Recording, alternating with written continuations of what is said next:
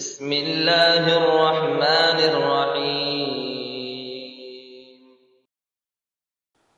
अस्सलामु अलैकुम वरहमतुल्लाहि वबरकातुहू।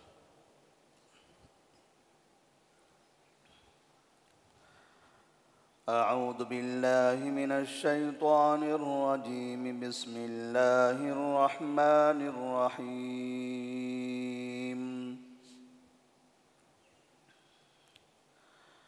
क़ुल अन्फ़िक़ू तौअन औ करहन लन युतक़ब्बल मिनकुम इन्नकुम कुन्तुम क़ौमन फ़ासिक़ीन। वमा मनअहुम अन तुक़बल मिनहुम नफ़क़ातुहुम इल्ला अन्नहुम कफ़रू बिल्लाहि व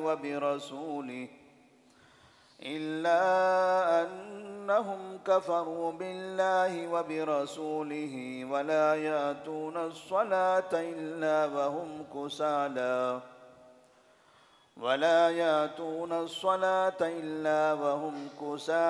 वला युनफ़िक़ून इल्ला वहुम कारिहून।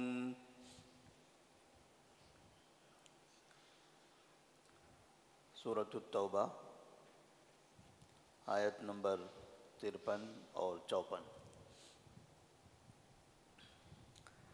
अल्लाह तबारक व तआला ने इससे पहले की आयत में मुनाफ़िक़ीन के आदतों और उनके अहवाल का तज़किरा फ़रमाया कि मुनाफ़िक़ीन हमेशा इस बात की कोशिश करते रहते हैं कि मुसलमानों को कैसे नुकसान पहुंचाया जाए,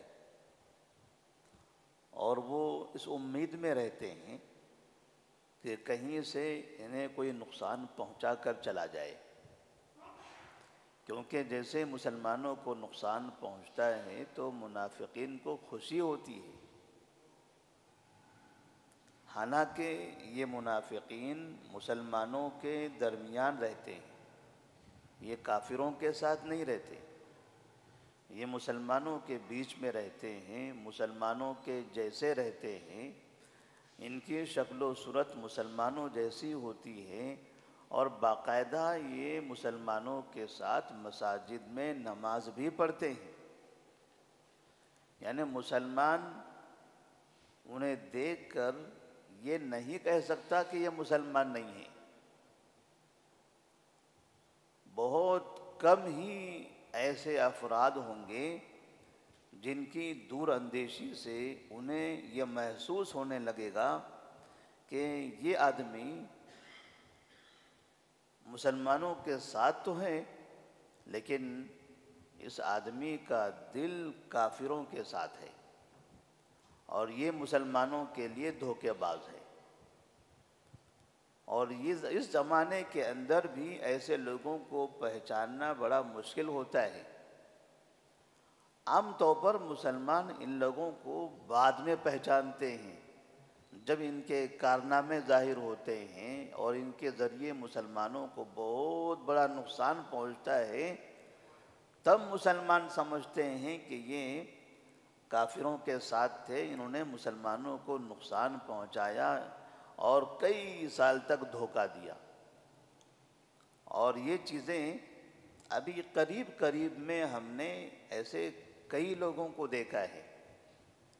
ख़ास तौर पर फ़लस्तीन के मामले में हमास नामी तंजीम का चेहरा इस्माइल हनिया और इस तरह के जो दूसरे उसके खालिद मशाल ये ज़िम्मेदारान थे, इन लोगों की असली हालतें इन लोगों की मौत के बाद पता चली हैं कि आखिर ये ज़िंदगी भर जो नारे तकबीर लगाया करते थे, इसके पीछे इनके मकासद क्या फ़लस्तीन को आज़ाद करने के थे या फ़लस्तीनी मुसलमानों को कत्ल करवा कर वो ज़मीन यहूदियों को बेचना था।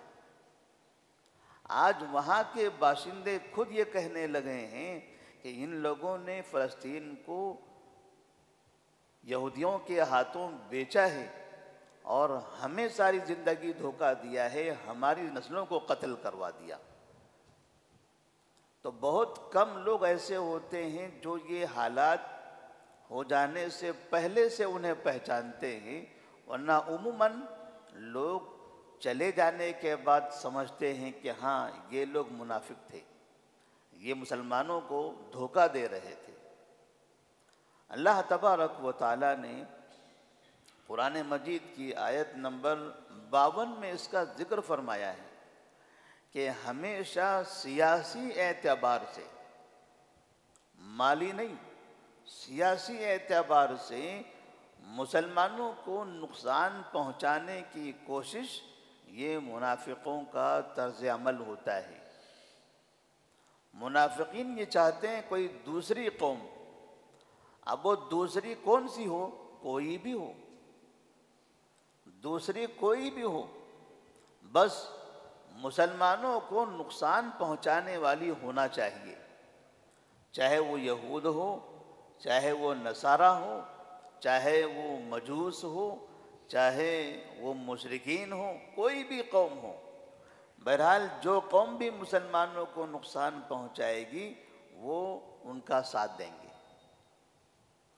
फिर जहाँ वो मुसलमानों को नुकसान पहुंचाना चाहते थे, वहीं पर अल्लाह तबारक व तआला ने, चूँकि ज़ाहिरी एतबार से वो मुसलमानों के दरमियान में रहते थे, नमाज भी पढ़ते थे, रोज़ा भी रखते थे और ज़कात भी दिया करते थे, सदका व खैरात भी किया करते थे।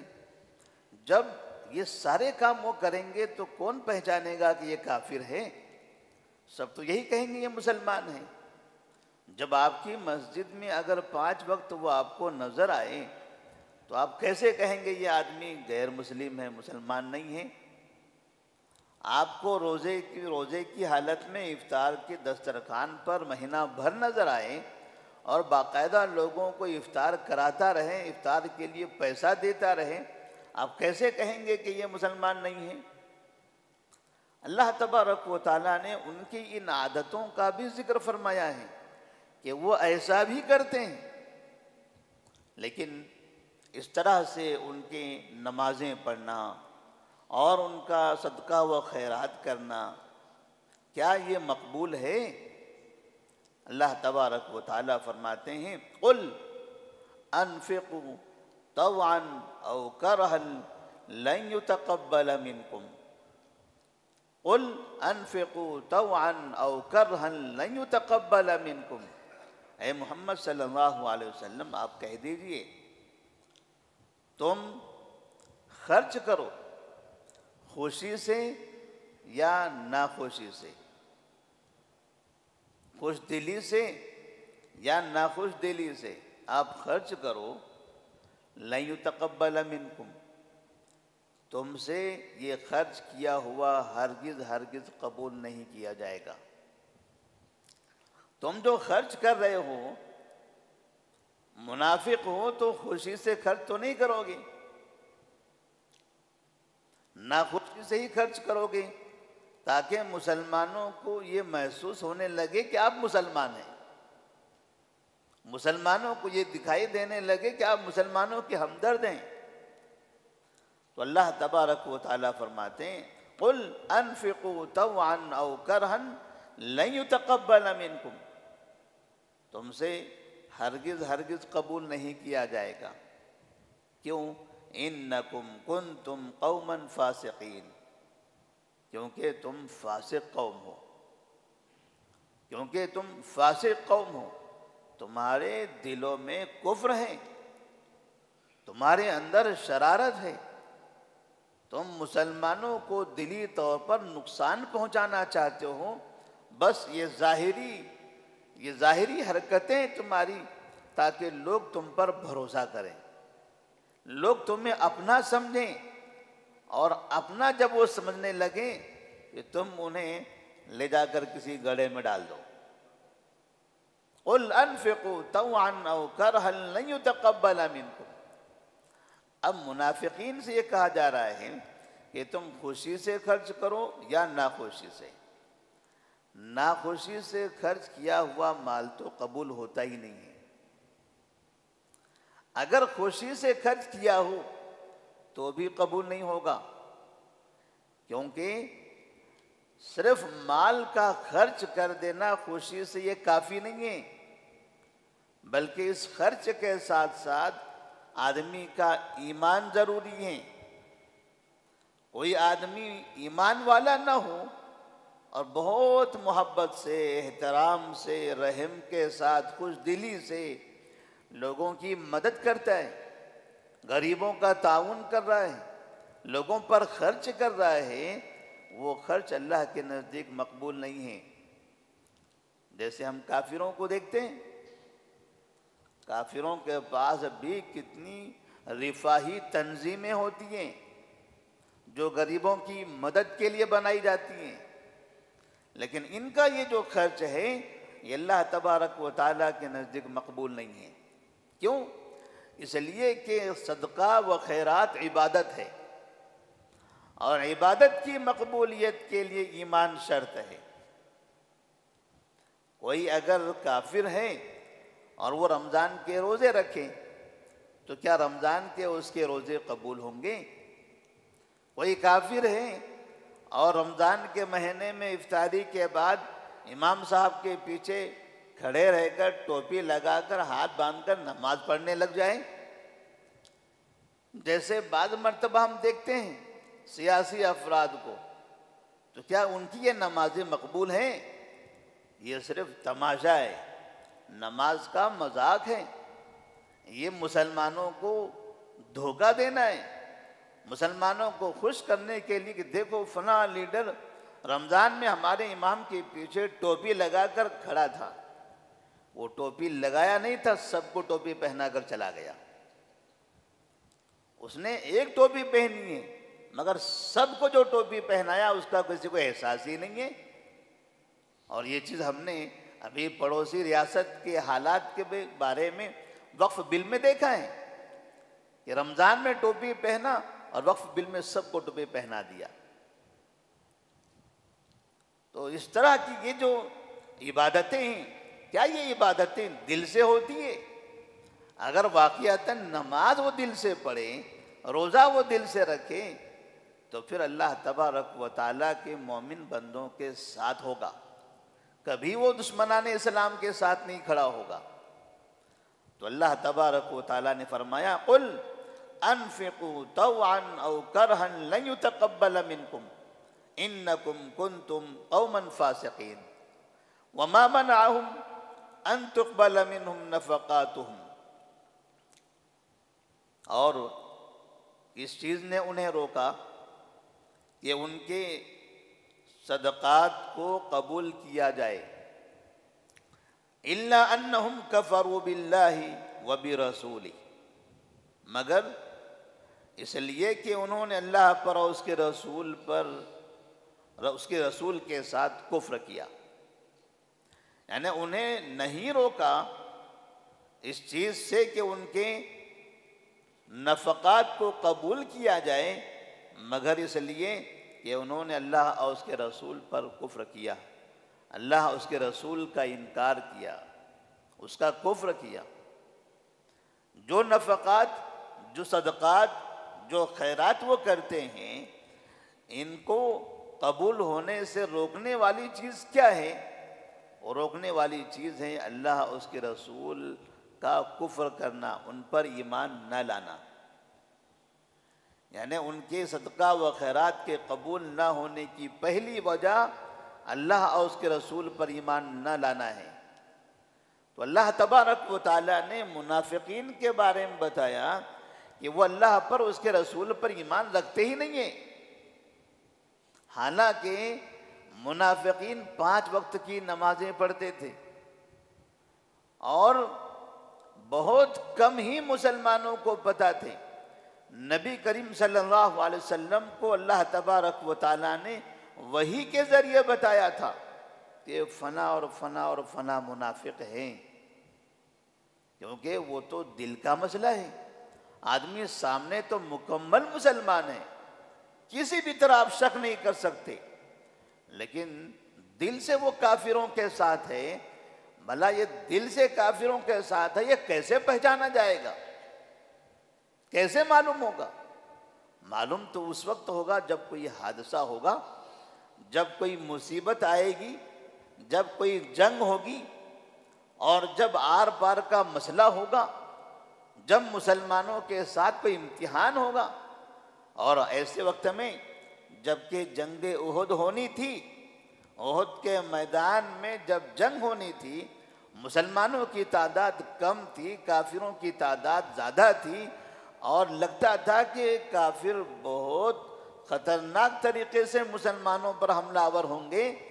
तो वहाँ 300 मुनाफिकीन खुलकर सामने आ गए। 300 की तादाद मामूली नहीं होती है। इतनी बड़ी तादाद खुलकर सामने आए कि ये लोग मुसलमानों के साथ नहीं हैं, ये काफिरों के साथ थे। हालांकि 24 घंटा 12 महीने मुसलमानों में रहते थे, लेकिन जब मुसीबत आती है, जब सियासी एतबार से कोई जंग होती है, तब इनके चेहरे समझ में आते हैं, जब तक कि ये समझ में नहीं आते। ऐसे ही जंगे तबूक में इनके चेहरे समझ में आए। जब तबूक में उतना लंबा फासला तय करना है, जंगी सामान नहीं है, रोमियों का लश्कर बहुत बड़ा है और मुसलमान वहां जाएंगे, मारे जाएंगे, ये लग रहा था। तब ये मुनाफिकीन नबी से आकर कहते थे, या रसूलल्लाह सल्लल्लाहु अलैहि वसल्लम, हम बीमार हैं, हमें यहाँ रहने की इजाज़त दीजिए, हमें फला काम है, हमें यहाँ रहने की इजाज़त दीजिए, हम जंग में नहीं आ सकते, हम जंग में नहीं आ सकते, हम जंग में आने से माजूर हैं, हमारा फला काम है, हम माजूर हैं। सारे मुनाफिकीन एक एक करके आके बाकायदा अपने आप को माजूर बताकर रुखसत लेने लगे कि हमें यहाँ रहने की इजाज़त दी जाए।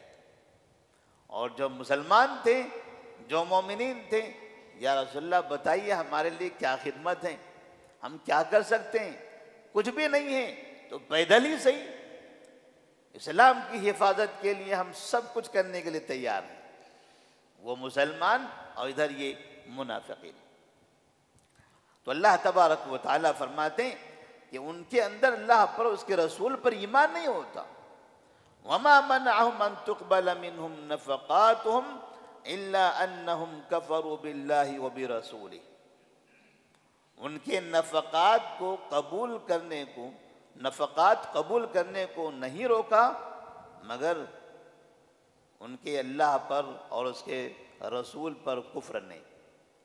वला यातून अस्सलात इल्ला वहुम कुसाला। दूसरी वजह क्या है? उनके नफ़क़ात, उनके सदका व खैरात कबूल क्यों नहीं किए जाते? इसलिए कि वला यातून अस्सलात इल्ला वहुम कुसाला, वो नमाजों में नहीं आते हैं मगर बोझ के साथ, सुस्त होकर। एक होता है आदमी की सुस्ती जिस्मानी हिसाब से, ये सुस्ती निफाक नहीं है।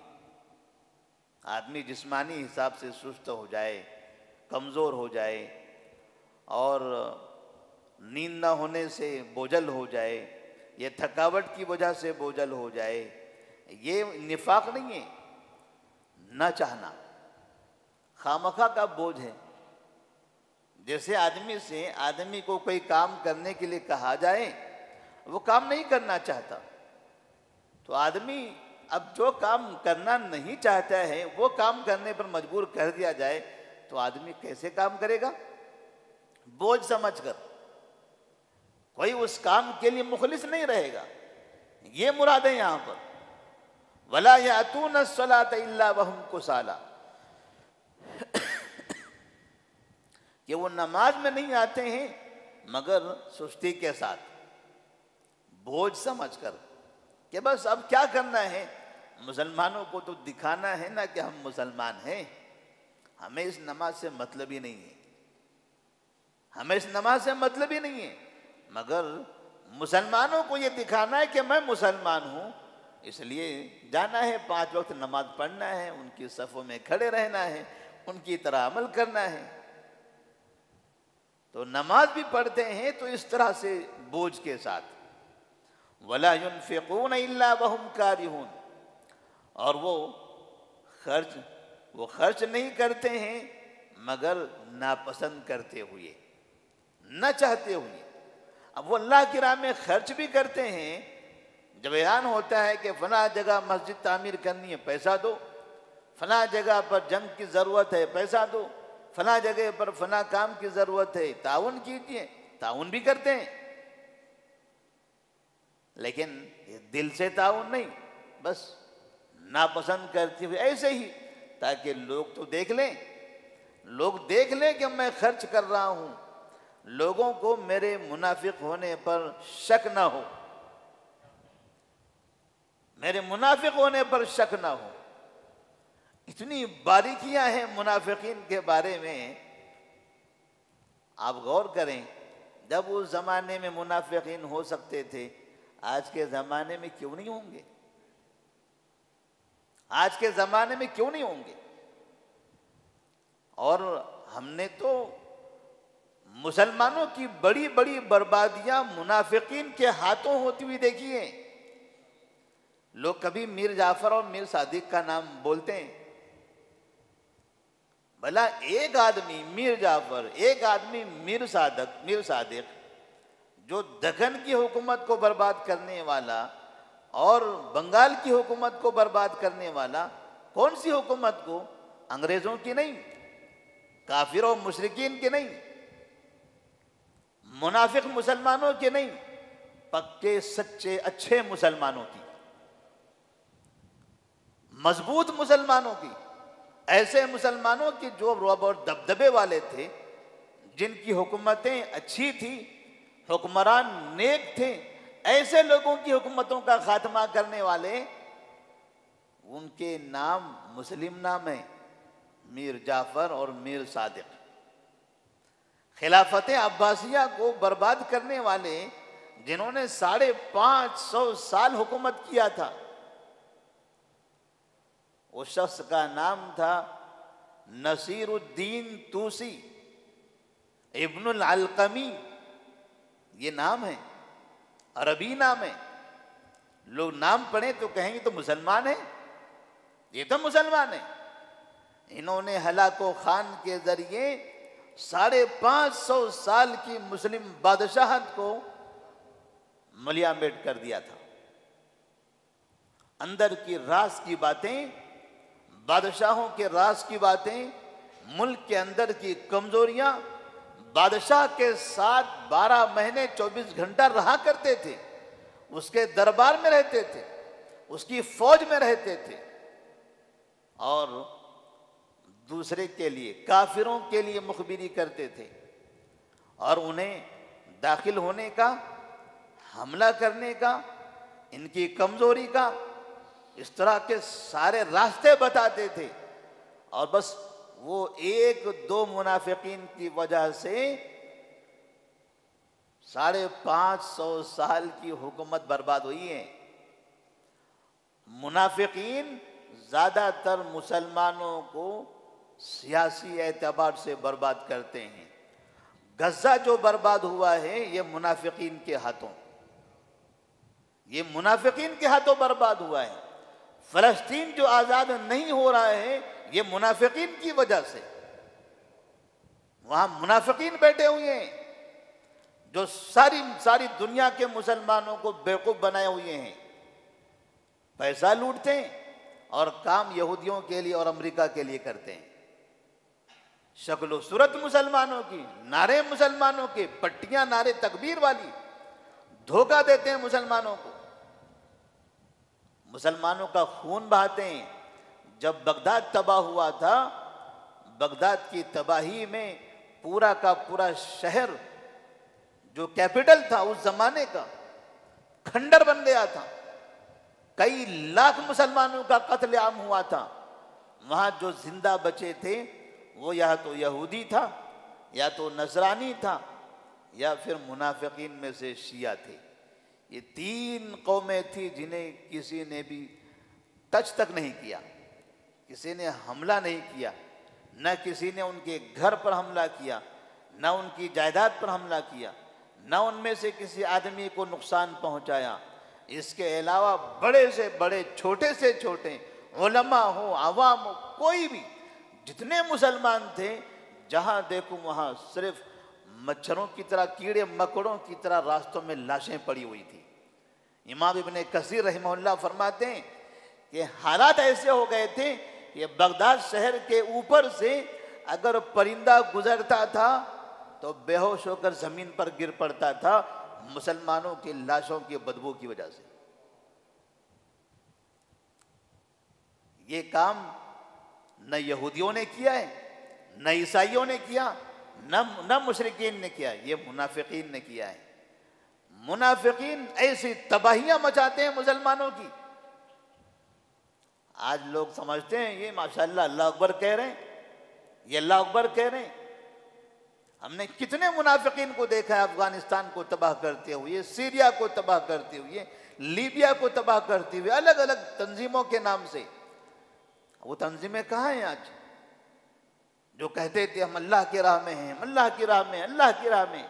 कौन सी राह में? कहाँ चले गए वो सब? उनका टारगेट था एक मुस्लिम मुल्क को तबाह करना, मुस्लिम मुल्क को बर्बाद कर देना। वो बर्बादी में कामयाब हो गए और फिर गायब हो गए, फिर गायब हो गए। जिनका टारगेट था गजा तबाह करना, गजा की तबाही के बाद वो तंजीम बाकायदा इसराइल से ये कहकर निकली है कि हमारे लोगों को अमन के साथ गजा से बाहर निकलने दो, एक आदमी पर भी हमला नहीं करना है।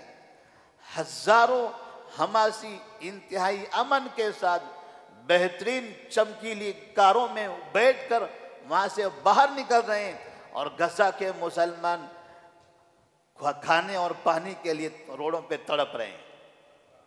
वो खाने और पानी के लिए तड़प रहे थे, उन्हें रहने के लिए घर नहीं था, उनकी कारें तबाह हो गई थी।